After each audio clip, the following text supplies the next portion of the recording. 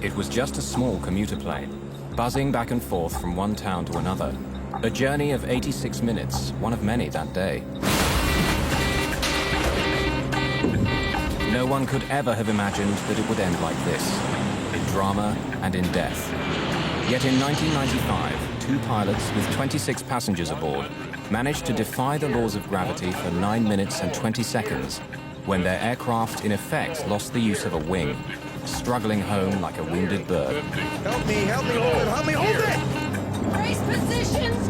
Keep your heads down, everyone! Hold on, this is gonna be rough!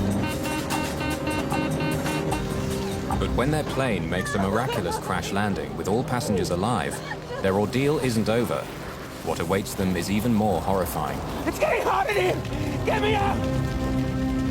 Tell my wife I love her!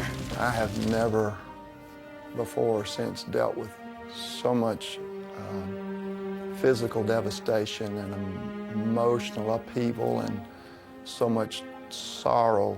3,000 a year. We're not getting any oxygen. We have the terrain alarm. Aero Peru 603. We are in an emergency.